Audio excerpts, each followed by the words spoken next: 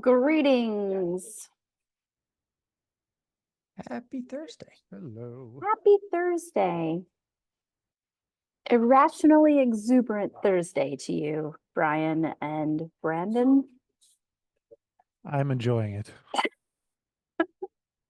What has you irrationally exuberant today? I think it's what are you giddiness from just I have been in back-to-back meetings since 9 a.m. and I think I've just hit like the sillies, I suppose. My children Nice. get it when they hit the end of the day. So Meeting high. yes, exactly. I think that's what it is. And I had my like lunch on my last call, and so now I'm like fueled, but still like blah. So getting a little, I guess, sugar rush from my lunch. Meanwhile, I'm looking at the time. I'm like, 10 o'clock. That can't be that many meetings, right? And then like, oh, East Coast. East Coast, yes. There's people over there. I used to be over there, but I've forgotten. Where were you before? Florida. Florida. All right, cool. And Florida, man. you are now Seattle. Seattle. Oh, okay, yeah. Where in Florida? Tampa. Tampa. Okay. I have family in Florida in St. Augustine, Key West, and Tallahassee. So I've spent some time driving about Florida. That's a lot of driving. It is a lot of driving. It kind of sucks.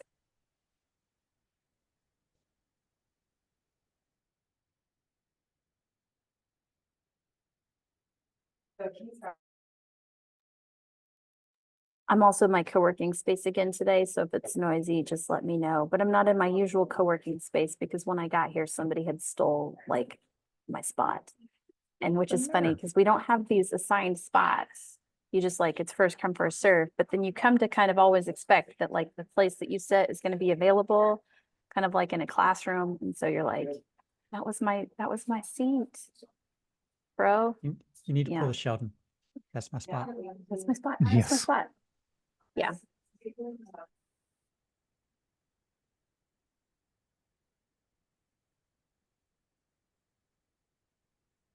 So the tag security meeting this week lost access to their Google Drive document that they were keeping all their meeting notes in. And we were kind of going back and forth in the little side channels going, I wonder what happened to that thing. One of the things that made me wonder is, I wonder if the LF finally turned off all of Amy's things that she had been provisioning for all the time, like disabled her account or whatever, locked it. And that would have locked everybody out if she was the one that owned the document. Just, I'm pondering all the things that could have possibly happened. Snap. Yeah. I have no That idea is if that's what actually happened, but I'm like, I could well, very possibly see that happening. well, but so what's supposed to happen is when a when personnel leave, like their Google Docs are inherited by by the manager. And so that shouldn't have happened Yeah. because Chris is still here, obviously. So that is a I'm great question. I'm throwing out random ideas because I'm just kind of curious. I don't think it's the first time it's happened to them either, so it could be something completely different. But every once in a while they lose access to the document, which is just kind of funny when it's the security team that loses permissions. That is kind of funny. Which files? CNCF side, it's tag Okay. security. Oh, They've okay. opened issues and all this Okay. stuff. They're working it. Not OCI. Not OCI. Okay. I Yeah. was like, yeah. Yeah. I just get a little giddy when I hear security people going, we don't have permission. I'm like, haha, now you know how it feels.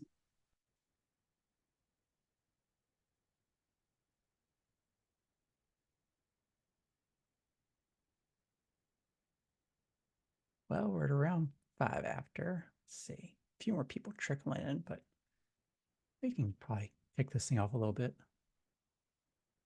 The last attendees here. And I'll go ahead and share what I've going on. Let's see. No matter how many times I do it, when they change the window selector on Zoom, and I always get thrown off by it. So I had one here that should be quick, and I don't think we need too much discussion on it. Just kind of, it's sitting up in the reviews needed category, so I'm just kind of keeping visibility on this one. I think the only person here that can help out with that one is Derek. But otherwise, just making it visible. This one's sitting out there ready for a review. And that's all I got to say about that. So that was Is this one ready to go now? It's been sitting there ready. That's the first reviews needed. I just kind of threw up there as an actionable item 537. It's super short. I mean, the verbiage we put around is just registry should support the range request according to the RFC. That's all we said. And this is for pulls rather than pushes.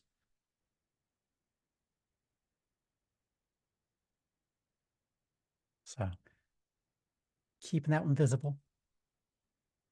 Otherwise on the agenda, let's see, image spec. This one came up, we were chatting about it, I think last week, and I was just waiting for some other stuff to go through before tweaking it. So I saw Tina and already jumped on that one. This, I just went through all of our validation code over in the schema folder where I don't think many people are using it in the first place. And everywhere I saw the entire purpose of the function was just to format printf, I deleted it. I figured, why do we have all these side effects going to standard out that nobody cares about? The check platform, check architecture, those just had a bunch of big for loops, just did printfs. And I don't think anybody cares about seeing stuff on standard output from these functions. There's no easy usable way. We haven't been maintaining them either. We've got more than just these on the versions. We've added stuff in there for AMD 64, V1, 2, and 3. We've defined it for a couple other platforms as 2, I think, and we never came back through here and maintained this. So unmaintained code that just does printfs, figure we might as well clean it up. It's not importable either. These aren't exported functions, they're lowercase. So through all those, I just went delete, delete, delete, delete, delete, cleaned it up. And hopefully that gives our job a little bit easier going forward. Any questions about my mass slaughter? Is there anything in there that folks are like, oh no, I actually wanted that? Or are folks just looking at this going, I had no idea this even existed?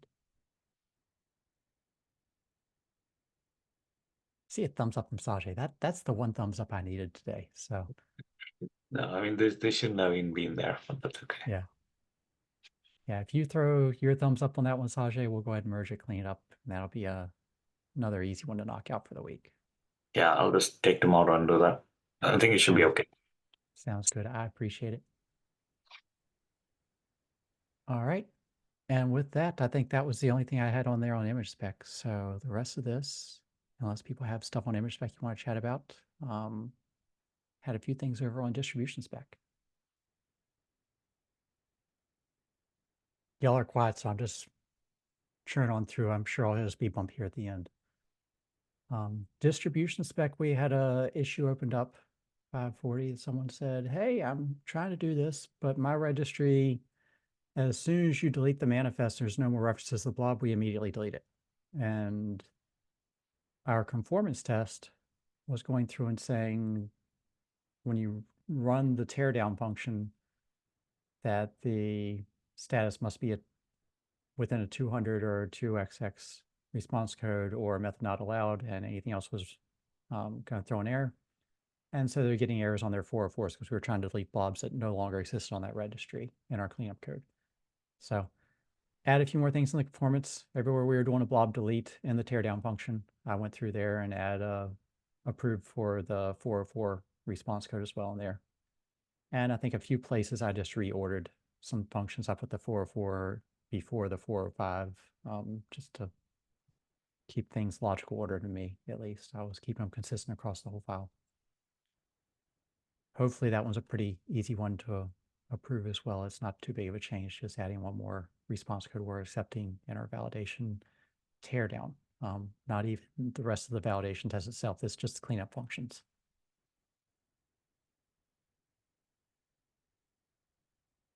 Any questions on that one? And hey, Mike, I see you snuck in. Welcome.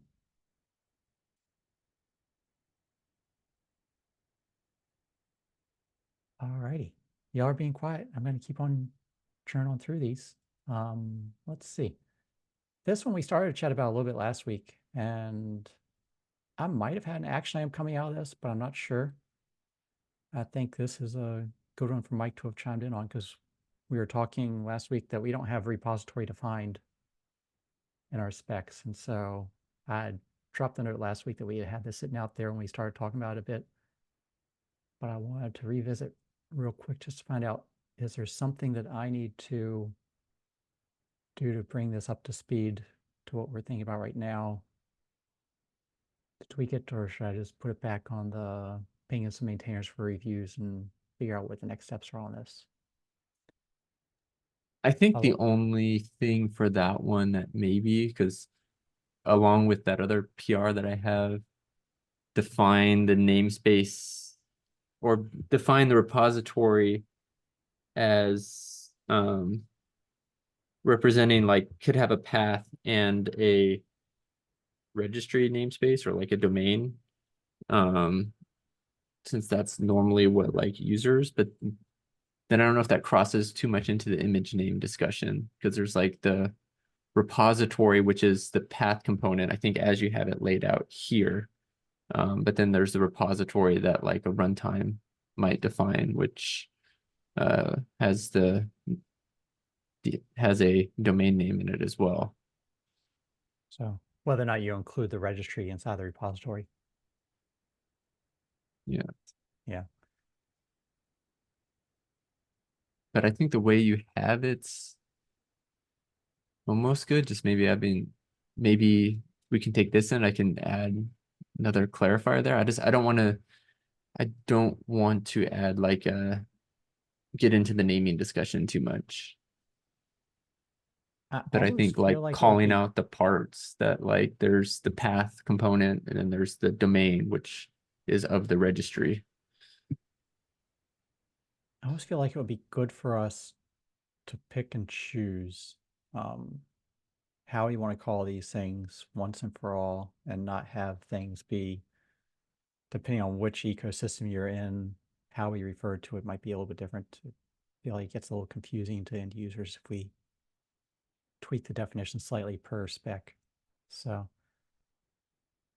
yeah, if this needs to be the namespace within the registry is the path and not the repository, and then the repository is the registry appended with the path, then I'm fine with that as well.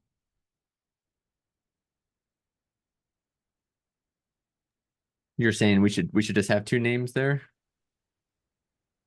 If you're saying you want to have a word that encompasses both, I'm comfortable doing that.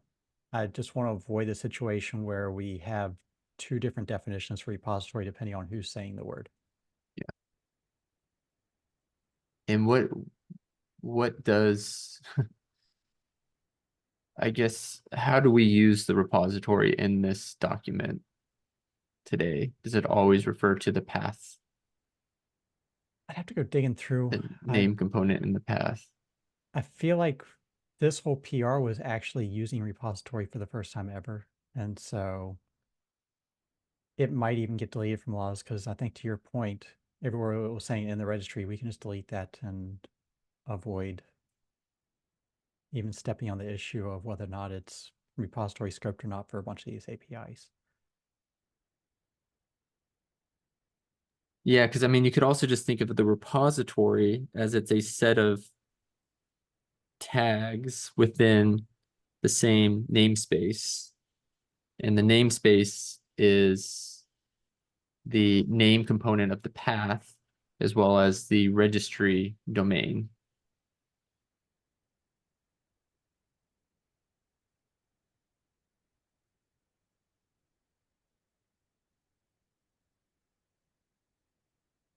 Mike, are you catching up, or what are your thoughts? I wrote the words that I thought would suffice after going through the uses and, right? So that was why I had that suggestion. It's tricky. We're introducing, right, a concept that's widely known, but implemented in differing ways, right? We had always talked about having a work group for namespace that would sort of work this out. And we also have the work group auth effort going on. I think they're related, right?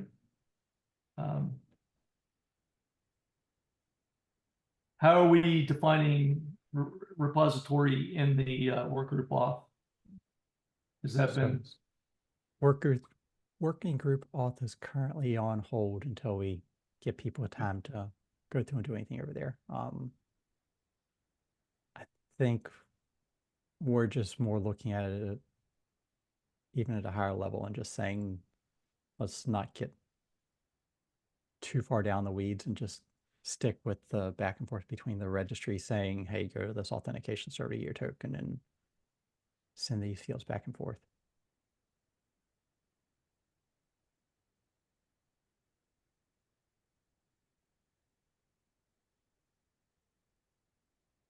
I kind of like where you're going though, Derek, was saying, let's define the repository as a namespace of tags. That works pretty well for me as well. Yeah, I guess to align with that other PR, it's kind of like it's a name within a registry, but then the registry itself is a namespace. I mean, the word namespace is kind of like very contextual. Like you can have a namespace and then you can have a sub namespace and a sub namespace, and you know, so like it's like each one of those, and we don't necessarily want to define it as like a different word. But I think like high level conceptually, a repository is a group of tags or a group of actual real objects. And I think that aligns with what the meaning of a repository actually is. But as you said, you're introducing the word repository here. So like, we don't need to introduce a new concept and, you know, try to define it as something if we're not actually already using that here.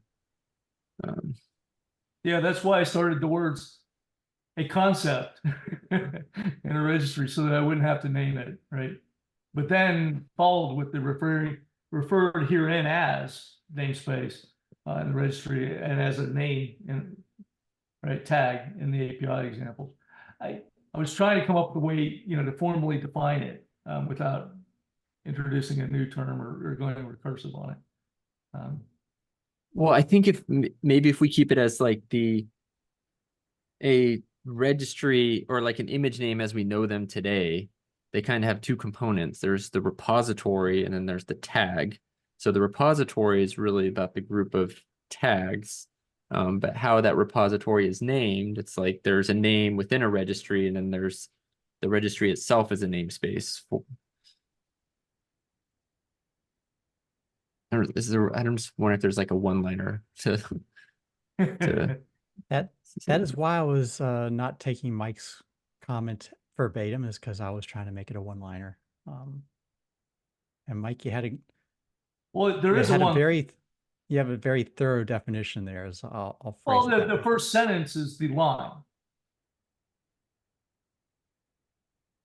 your repository is a bit more than a namespace. It's So yeah, the first sentence is the line. And This then the right here. referred herein is descriptive text. It's not the actual definition. I'm mapping it to the use in the following sentences. It's a cheat mode.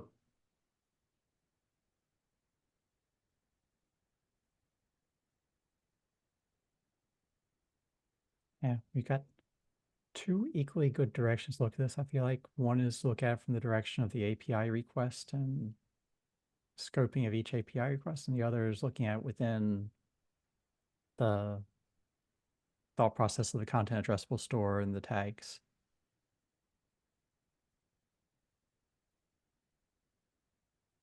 Yeah, I didn't mention tags in that first sentence, but is tags defined already in the list of terms?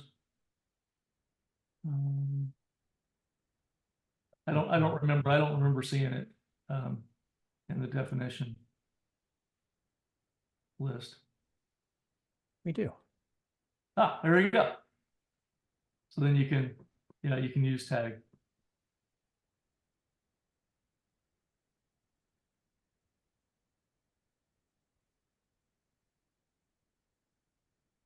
rewrite that first sentence, adding in, tag, image manifests or or just manifests, and you're probably okay, because manifest is also defined. I think looking at this, to Derek's point, this needs to be widened up a little bit. And yes, namespace within a registry, but is it just the name of the namespace, or do we want to factor in? I'm thinking about the definition of a reference at some point, if we ever standardize that one day. Subject references, yeah. Yeah, reference is kind of a repository plus a tag, right? So the reference to me Or is some a identifier. unique pointer to an image. So Could be a shop. whether it's got the digest, a tag, or whatever on there.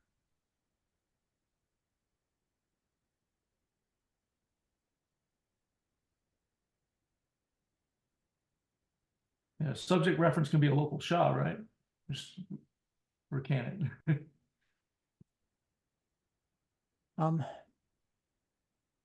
So if you're talking a subject reference, that's a whole different thing. I'm thinking just Oh. I'm going yeah, Other references, what are we talking about? was it container D that standardized this, I think, or distribution? I think it got moved to distribution. There was container D reference, but we have, well, there's two different ones. Container D has a reference package that's very simple. It just divides it out into two components, basically the repository and the locator. This one is way more. Name, tag, or distribution. Yeah. Name is the domain and the path.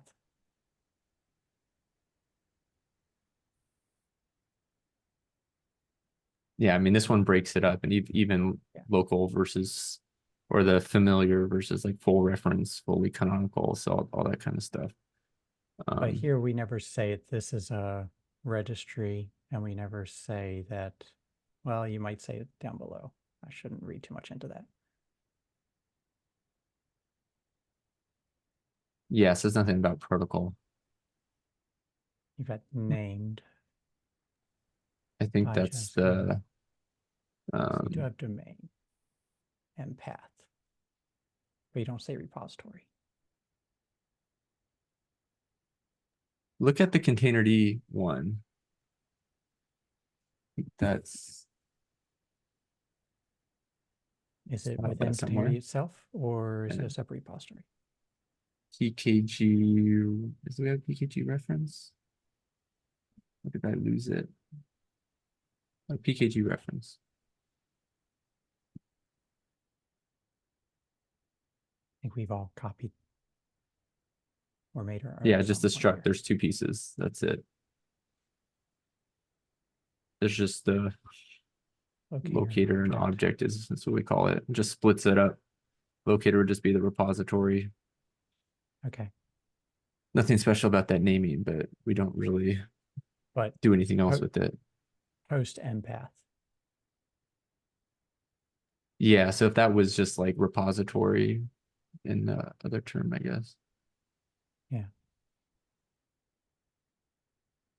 So I feel like everywhere we've been defining it, other places we call it the path is what I was thinking of. So I could potentially rename my definition to path, but I think this gives me at least some ideas of things I need to do to rework this a bit. So I'll rework that.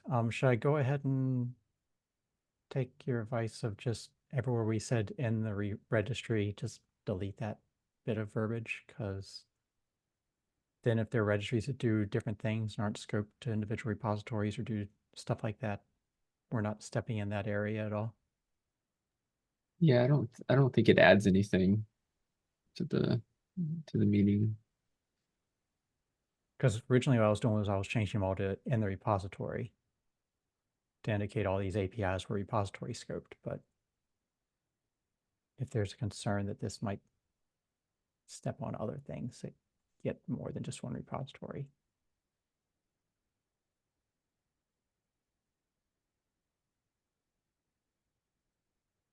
All right. It makes I it don't think they easier need a for scope. now. It doesn't make it easier when we do finally add namespace. We'll have to go back and put it back in, but that's fine. Well, that's what I'm asking is, before I take it out, is it easier to change it to whatever we want to change it to? Well, the current way just seems kind of incorrect, right? That's why I was changing it, is people were complaining that they were trying to delete something in the registry and they didn't have access. And I'm like, well, it's got to be in your same repository. They're like, Unless well, you're an admin of the spec just said it was in the public. registry. I thought I could delete any blob I wanted to delete. Why can't I delete all these Alpine blobs? That's a config issue. So given that, that's kind of where I was going, was to make it clear to end users if they're trying to read this, that all these API calls are scoped to that individual namespace. I see a grimace there from Mike, so that's what I'm trying to. No, it's just frustrating that we never added namespace. We decided we weren't going to, because we couldn't get agreement on what that namespace would be, right? Or what the provable, correct range of types of namespaces would be. And then we just said, okay, fine, we'll just leave it. I was loosely using the namespace term because I wasn't sure if I wanted to say path or repository, so that might have been a mistake on my part. It means the same thing. Maybe repository is fine if at the top we define it as kind of that collection of like blobs, manifests, and tags. I like that. Because then that'd be clear, because you're saying if the manifest is not found, you just want to say, well, where's the manifest not found? But at the top, you say like a repository is that collection of things. Should I also, I feel like, going back to this, define path. Say registry, path, and repository is a registry and a path together. It's the collection of all these objects. I can define it using both definitions. It's the collection of objects and it's the scope within a registry for all these API calls. I think scope is a valid word to use. Anything but namespace. Well, I don't think namespace is so bad. I think defining a repository as that collection and then having a second sentence, like they don't all have to be one-liners. Like they're not all one-liners, but have a second section that talks about how they're named. There's a path, there's a it's a path, and then there's a namespace with it. That's now. In my proposed sentence, I should have added a 2A or 4A collection. Without getting too much into naming. Exactly. But, mention that there is a path component and there is a domain component. Yes. I kind of want to without intimating that you could have subname space paths that would be in that hierarchy of collections, for example, right? Just say for a collection, not a hierarchy. I didn't hear the last thing you said, Brandon. I was debating looking back to the Git history and see who made some of these things as long as they got to be after all that time. I was like, I should probably go back and see some of the discussions that triggered these to get so long. Instead of the one-liners, some of the others are. I mean, it's one-liner. It's like 2 one-liners or 2 sentences. Because I think if we don't, then we're going to have to add something about name, repository name, or path, or reference, or something to make that clear. I'm kind of happy calling it path because we say name everywhere in the spec. And so to be able to say name is the path, that gives us a one word that we can just say that, and then we don't have to keep redefining it everywhere. Well, path is like a full. Yeah, that's tricky because it's like it's tricky. Path is kind of like something about how it's parsed and put together. It's we have it in pretty much all the APIs. We say v2 name. Yeah, but the path is that full v2 name, manifest, reference. You're saying the URL path. Yeah, when you think of path, you think URL path. But like if it's a reference, then it's the path. But now we're getting into oh, we use the word reference. Wait, there. Yeah, and that or is that defined differently? It's the digest of the manifest or the tag, and I feel like that's going to get us in trouble because that is not our definition of reference that we have everywhere else. Okay, yeah. So It's a can of worms. yeah, it is. It's also used in the image spec too in the OCI layout reference, right? Words are hard. Maybe.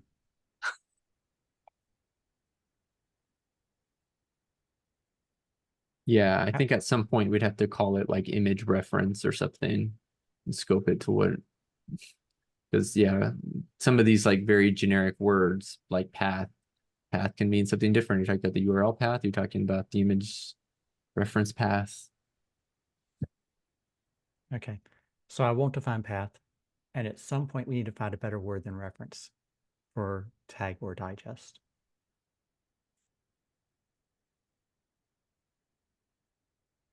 I'll leave it to the brainstorming if whoever can come up with a better word than reference for that. Yeah, we could just call that tag or digest.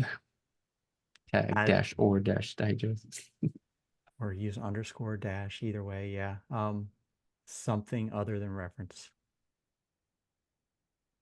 That'll be a separate PR. This one's already enough of a can of worms today. But at least we have the must language that encompasses both what Derek wanted it to be, a tag and also a digest of the manifest. I mean, that, I'm sure that goes way back. That's a fundamental part of spec, but yeah, I we think, do I think have, that's still correct. That's why I was saying when you said reference could be I said it could be a digest. It was a brain cell was remembering that sentence. yeah, we got to rename that. But we have name as a namespace and repository. We've got that verbiage everywhere, and it would be nice if we didn't have to keep redoing the same verbiage every single time. Yeah, namespace of the repository. What's a repository? We never define the repository, so yeah, On purpose.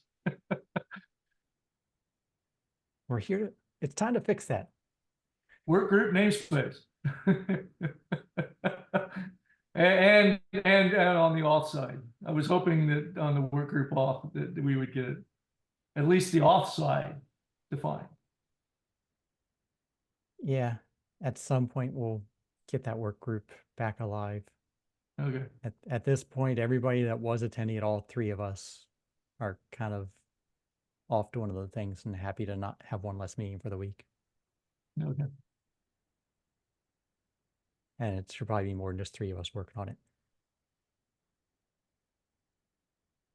All right. I've got at least an idea of what to do over here. So I will do a little bit of rewording and we'll come back to this in the not too distant future. There was this other one. I don't remember if we talked about this last week or not. Saying limits. Yeah, there are some registries that have limits on how many characters are in a here's me using the word repository name. I think they're referring to the name component on the URL path. So Yeah, I ran into that many a time. so they have seen that limit imposed by distribution. It's probably also in a few other. ECR has 256. GHCR has 100. I found out just this past week that GHCR has the authentication type, automatically set to your repository instead of the package repository. But if your GitHub repo name has uppercase characters in it, it is not possible to make it work because when you lowercase it for the package name, it no longer maps to a valid GitHub repo name.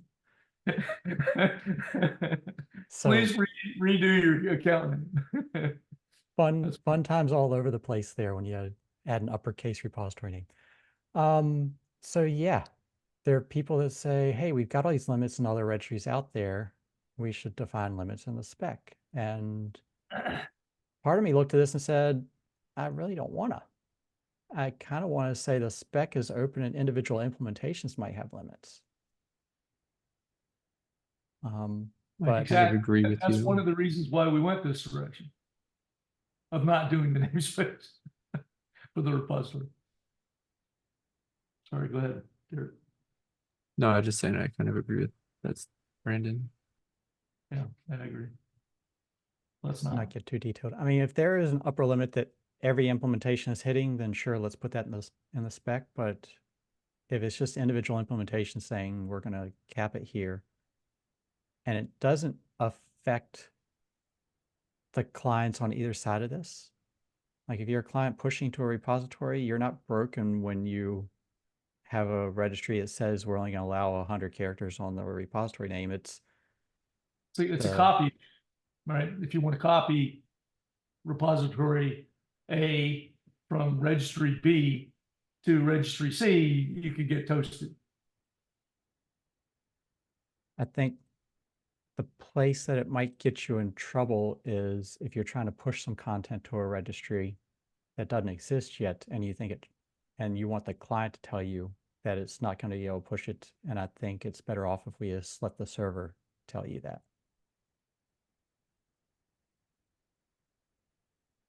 Yeah, do we have error codes that are defined for this? I feel like some of this stuff should just be specific error codes, or Valid name. we That's have my name thought is- invalid Yeah, we've got a bunch of these invalid With- repository name. Yeah. with some. I mean, a message could be added to that as well. So Yep. like that should be good enough to tell the user that the registry is not accepting their image name. They need to rename it. Yeah. We can't really go to the registries and be like, hey, you need to support more characters. Otherwise, you're not OCI compliant. You know, it doesn't make too much Yeah. sense.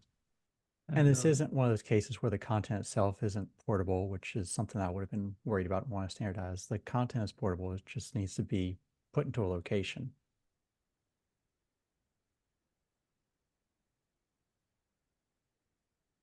So, okay.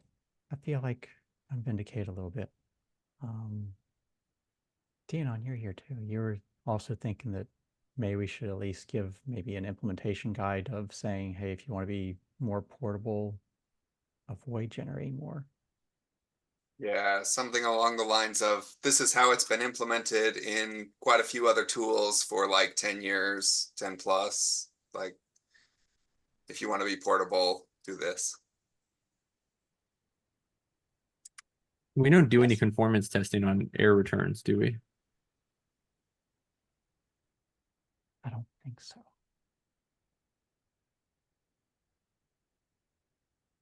Is it a limitation that's ever existed in clients? Because that would be something to keep in mind, that Yes.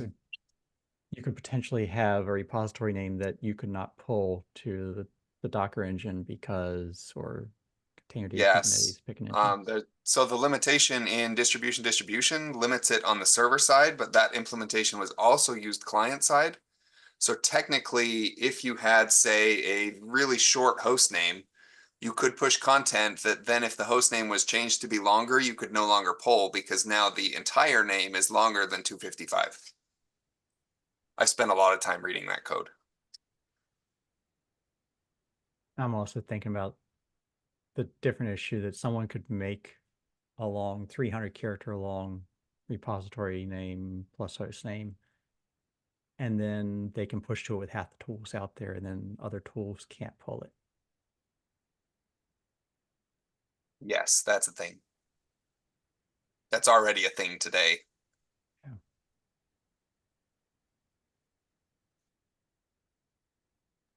The lesson is don't use long repository names, but And that's don't use uppercase characters in your GitHub repo names. yeah. Or don't use long file names because, there's file name length limits too. So if someone clones something too deep, then it will fail to clone because the depth of the Git repo is too long. If I put varlib docker in the wrong place, then I can't pull images because now their path names are too long.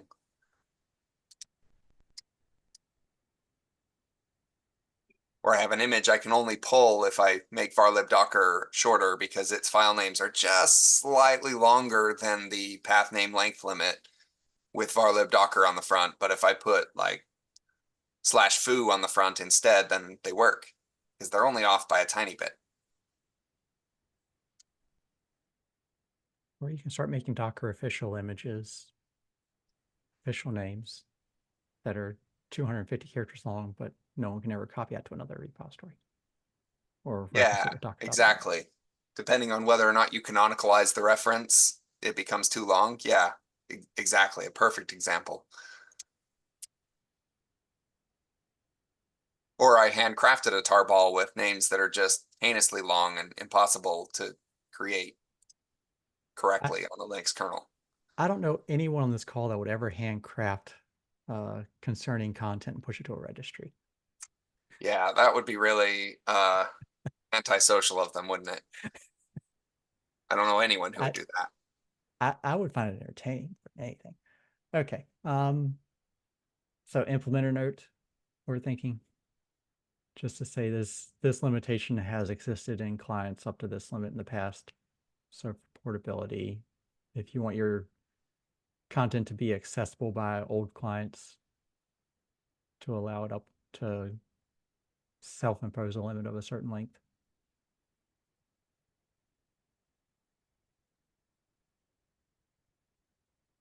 And the length we're talking about is the full repository name, registry, and the path on the registry, right?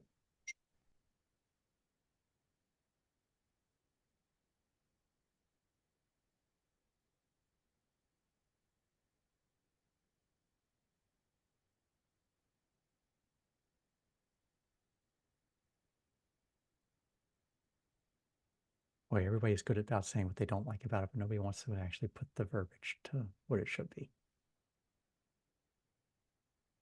Unless I wasn't looking in to see a thumbs up from the gallery.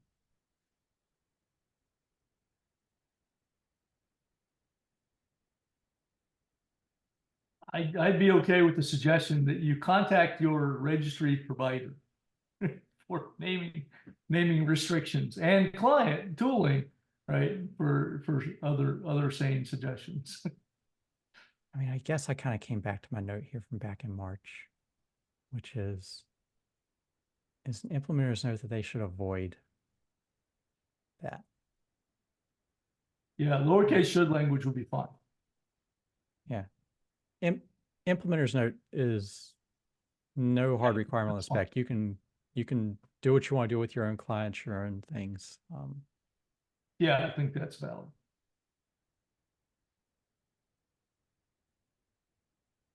Okay.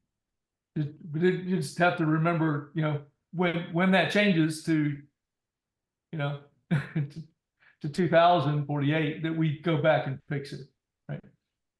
Well, I think the idea here is that there will be someone that might make something longer, and clients should be adjusted that they can accept things that are longer. Yeah. But that from the spec side, we're just letting you know that there do exist old clients that won't be able to pull the content once you do that. And maybe not even old clients, maybe existing clients that are out there in active use today. Yeah. That's fair. All right. Just date it. Date this. Okay. I can make a small PR for something like that. Gives me a little easy afternoon activity to work on there. What else was on my list? I'd had this one. Oh, I remember this one. So when you push content to a registry, you push it up there and say you're pushing a manifest by digest. You can say a SHA-512 if you want to. This is my digest in SHA-512. Send it up there as the manifest you're pushing. If you push by tag, though, you can't do that. So if you try to push the V1 tag, the client can't tell the registry what the digest is. The registry tells the client what the digest was that it decided to generate for it. Which means anybody that wants to do the 512, the SHA-512 switch can't then push an index that has the SHA-512 references in there, because potentially all the other things they push might have been digested differently by the registry. Or just the latest tag, if they push a tag out there and then they want to assign the tag.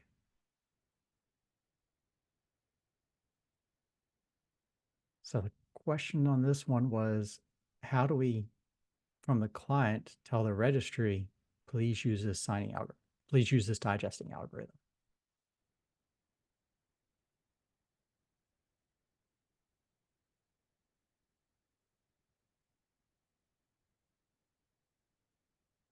Yeah, this went back and forth. There were a few different things in here. There were comments about canonical and whatnot they were going into.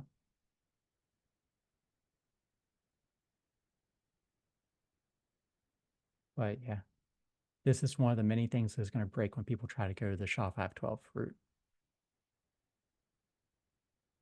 I think this was coming up because implementations were just trying to make sure they were properly supporting both.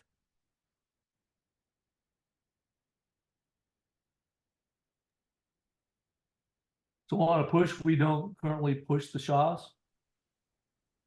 So it depends on how you push. If you push by SHA, then yeah, the client says, here's the SHA for this content, verify it on the push, and the registry just says, yep, that was the right digest, the digest matches the content, as long as it has the algorithm. I don't know if everybody has the SHA 384 algorithm. I don't know what the SHA 384 algorithm is. But if someone's doing the 512 and the registry knew how to work with that, the registry should look at that and say, okay, they're pushing by the digest, we're good. But if the client pushes by tag, the registry doesn't know what digest the client wants it to use. And it's just going to fall back on whatever algorithm it wants to use at the registry side. Because in that path, here I think a bunch of this was looking at refers. And so if someone was saying, what was a refer to this digest for this content? Well, if they're querying that from the registry, it depends on how the content was pushed before and whether or not that digest is the one the registry decided to associate with that manifest or not. So this is limited only to the manifest issue, or is it okay if the manifest actually had the right SHAs? I think this only affects us. I'd have to go back and look and see if there are other cases we were pointing out here. I think it only affects, oh, hey, SHA 384 does apparently happen to be a thing. This only affects the manifest push because that's the only place where the registry picks the algorithm when you push by tag. Okay. In every other case, the client is the thing that is saying, I'm pulling by this digest that I'd gotten from a descriptor in somewhere, or or all the blob pushes and the push by digest, you're including the digest in the push. Okay, so we would probably recommend that the DAG tree is made up of the same SHA type all the way through. I'm not sure about that. What do you think, Derek? I don't think they were going that direction, but what they were looking at was, is there a way they could add a parameter onto the push? And so I think they were saying, on my push, if I said I'm going to push by tag the v1.1 image, can I put a query parameter on the URL that I'm sending up there that says push this content to the post, that my digest is going to be this? And that just gives that indication to the registry that, oh, by the way, they want to use this algorithm. Which SHA? Yeah, really. Yeah, both the SHA and the algorithm for the SHA. So both of those are important.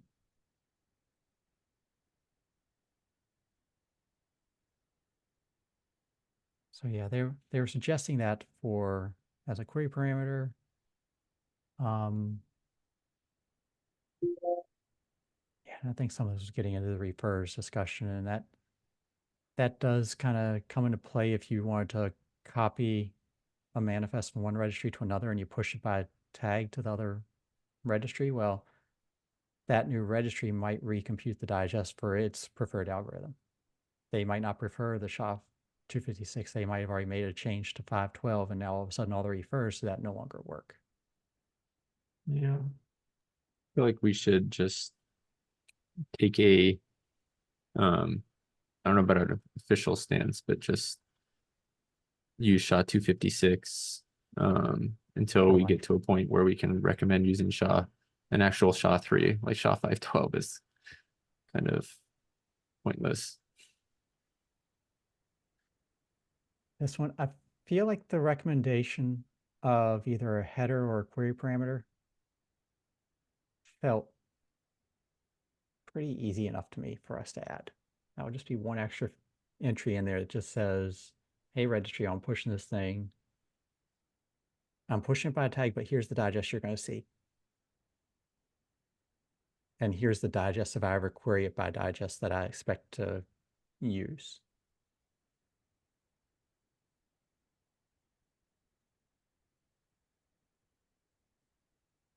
Interesting.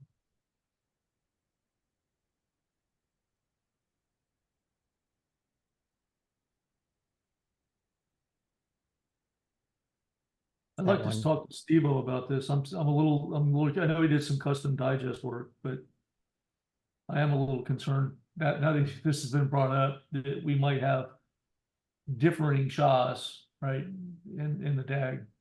Well, that was related to the Ingo digest. There's another whole discussion about how should we treat the SHA next situation. I don't know, it's the SHA-3 versus like some of the other algorithms. What should we support there? Because I mean, SHA-512 is not an improvement over SHA-256 from an algorithm perspective, but like there are other actual improvements that, you know, I think those are worthy of discussion. And yeah, solving this for that might be relevant there, but yeah, exactly. Yeah, Blake 3.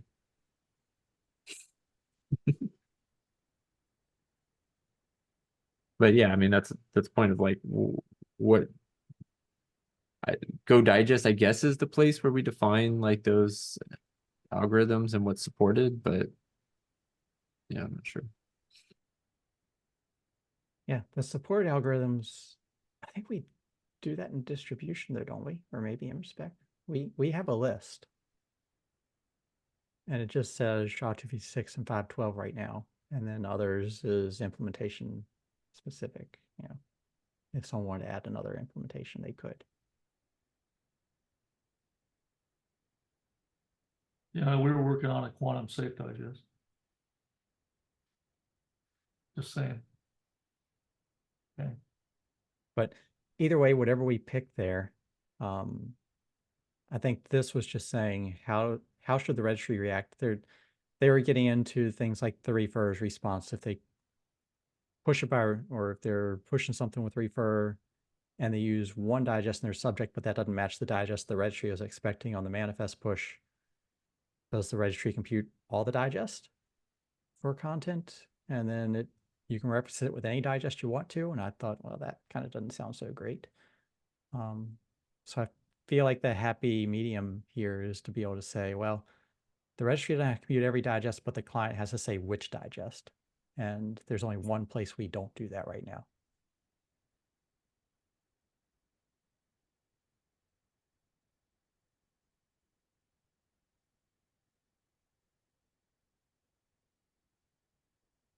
So if folks feel like a PR on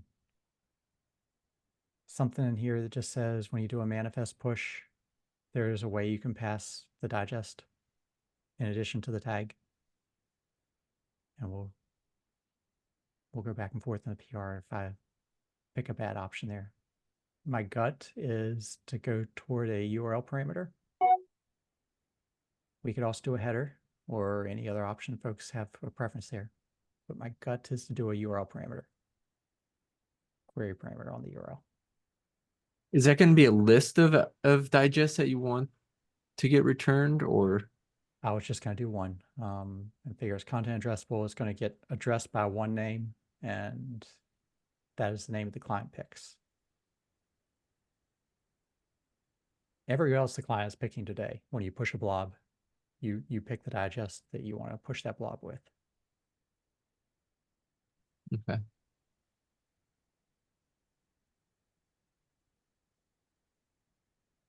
Yeah, that should be fine. I mean, the client could verify it based on the canonical algorithm anyways, but I'm not sure that's how clients will work today. So. I think the risk is that the registry could change what canonical algorithm they want to use at some point in the future, and that would just break everything. or a client wants to upgrade to 512 and they can't in certain places, which breaks them. Yeah, the problem being, yeah, when you start a push, you don't know which algorithm the registry is going to use then. Mhm. Or you Okay. have content on two different registries, and one registry it's 256, and another registry is Blake 3. Because John's running the other registry.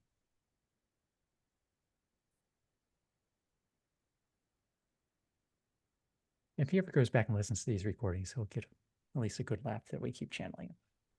I'm just wondering if in the scope of kind of OCI 1, we shouldn't, or we need to make a change where it's like, you can tell the registry that like I want to use SHA-512, but you should prepare for them just using 256. So like if you're talking to a 1.0 registry, you should always have the 256 algorithm ready to verify. I think I'm looking back for where he had the comment in here. So much text in this thing.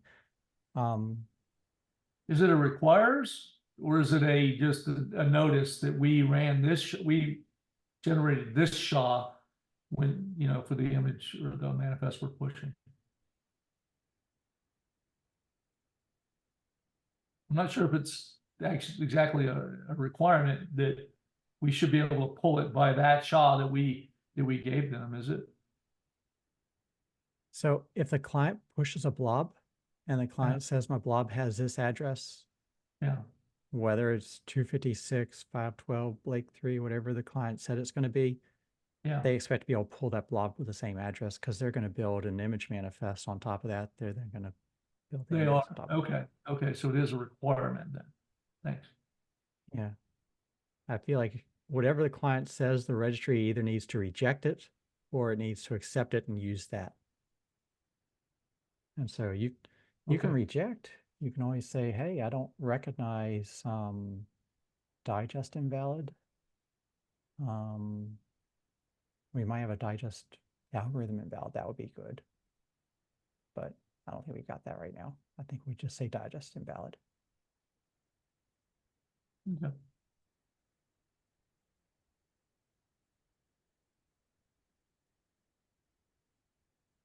But yeah, either you accept it with whatever digest the client gives you, or you reject it. And so in this case, we're just trying to say the registry will use the digest the client provides even on a tag upload.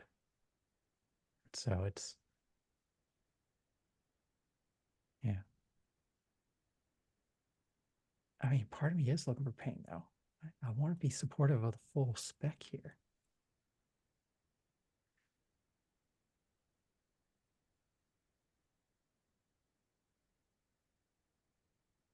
All right. Any objection to the URL parameter? To saying question mark digest equals blah, blah, blah. And on a tag upload, now the registry has that digest algorithm. And what if it's an algorithm the server doesn't support? Does it just return a different digest, or does it return an error? So I'm going to take it even a step farther back. If the registry doesn't know about this URL parameter, it's just going to do what it's always been doing today and just give you back the SHA-256 because that's what it always did. But assuming it does know what this field is and it doesn't support the algorithm, I would probably say digest invalid. Throw back an error to the user that you tried to upload something that I'm not going to support. And so the client is then expected to repeat the request, but without the digest query parameter? Or push to a different registry, or change their algorithm. Just shove it on the user? But we're very much That would saying the be user good. is trying to push something to the registry in Blake 3, and I get the Docker Hub is not going to support Blake 3. I've got to use John's registry for that one.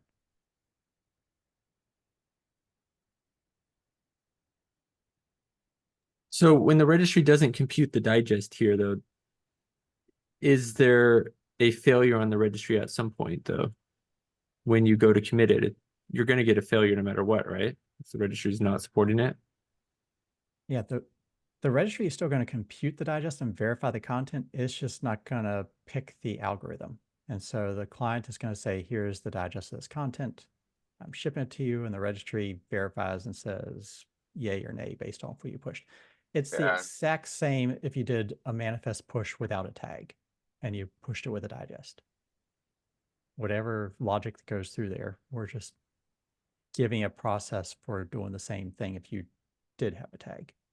I was just trying to think, is that content not actually addressable by the address that the client is using? So Or you're gonna get some failure later on trying to upload a manifest that has something that's not referenced. I'll push the question back on you. What happens today when the client pushes by digest in that scenario?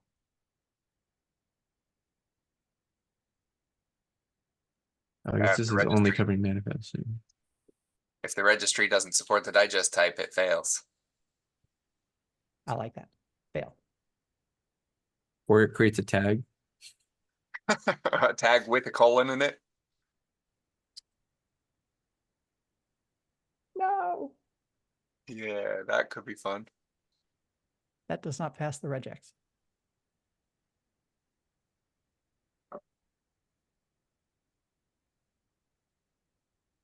All right. Looks like another PR to do. Oh, and we ran out of time before we even got to the big topic here. Yeah. Man, we go long. Or very slow, wordy, drag things out. Thank you so much, Jory. Appreciate having you here. No problem. And yeah, we'll pick up with some of the kept discussions if you want to chat about that some more next time, I guess. And I will start submitting a bunch of PRs. Bye, y'all. Have a great rest of your day. Thanks, everybody. Bye, everyone.